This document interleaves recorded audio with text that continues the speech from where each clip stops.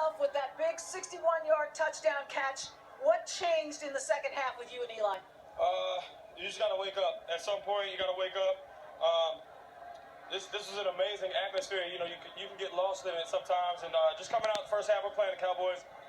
We all know what's on the line. We just weren't doing enough as an offense. But honestly, the defense is really what held us together. This doesn't go to me. This really goes to our defense. So I'll make sure that they get it. But we do appreciate it. You knew, as you said, how much was on the line. How motivating was it to try to keep this team, the Dallas Cowboys, from clinching the division on your home turf? You know, Coach talked about it all week. You know, he talked about them having their box of goods and the hats, the shirts, everything, and he said it's not gonna happen on this field. And sure enough, you know, it didn't happen. We came out and did what we needed to do. So I'm gonna let you speak to this guy right here. This is an incredible player. Just thankful for the opportunity. Congratulations. This guy over here is Janoris Jenkins. Jack Rabbit. Jack Rabbit. A big performance for you tonight. You know, the interception for one. The defense as a whole, facing all of the weapons that Dallas possesses. How were you guys so effective? Everybody going to the ball. We knew we had to come in and play as a defense. And we just played together as a defense to play within the scheme. And again, the notion of not allowing them to clinch here, you've done it before with these guys. How did you do it again? Oh, man, like I said, everybody clicking on all cylinders, defensive-wise, and stepping up big when the offense is struggling. And just go to New York, man. Congratulations. Thank you. Bob? All right, Michelle, thanks. A correction here. Odell Beckham was plenty good enough to get one of the game balls. He caught 4 passes tonight. Here's a look at the NFC playoff picture with the win. The Giants prevent the Cowboys from clinching the division. Still, if Dallas wins 2 of their last 3, the Cowboys would win both the division and secure the #1 seed. Seattle can clinch the West with a win on Thursday night against the Rams. The Giants are in good position for a wild card at minimum.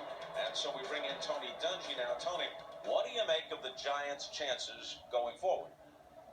Well, I like where they are, and especially the way that defense played. You heard Odell Beckham talk about them, and I'll tell you what, they have solidified their wild card spot, and that may be bad news for the Cowboys. Obviously, the Giants know how to play Dallas. I think that would be Dallas's kind of worst nightmare, to see the Giants come into Cowboy Stadium and play them in the playoffs. All Cowboy fans will remember back to 2007 when Dallas was the #1 seed.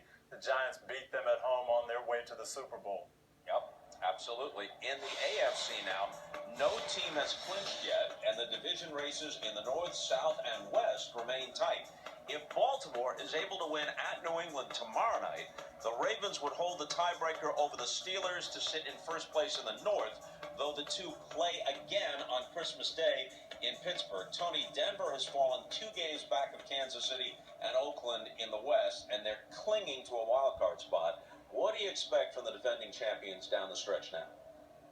I really think it's going to be tough for Denver going down the stretch. They are not running the ball well. They've had injuries to their running backs, and they're sitting at 8 wins right now.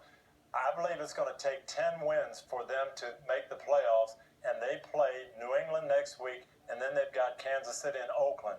I think they're going to have to win 2 out of those 3 to make it, and I don't see them doing that the way they're running the football right now. I would be surprised if Denver makes the playoffs. Okay, Tony, thanks. Over now to Mike Florio of ProFootballTalk.com. Mike, 2 injuries today to quarterbacks of teams very much in the playoff hunt. Matthew Stafford of the Lions, who's having a great year, injured a finger. And Ryan Tannehill of the Dolphins injured a knee. What's the latest?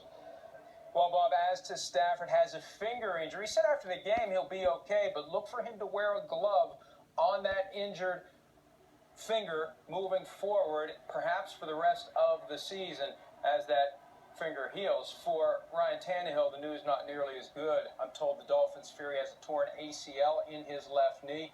MRI on Monday likely will confirm it. He is expected, though, to be out for the year. Matt Moore takes over for the Dolphins, Bob. Bad news for the Dolphins and for Tannehill. Thank you, Mike. You can catch Mike tomorrow morning on Pro Football Talk Live from 7 to 9 Eastern on NBCSN with Buck safety Keith Tandy on the show, followed by the Dan Patrick Show from 9 to noon with Heisman Trophy winner Lamar Jackson as a guest.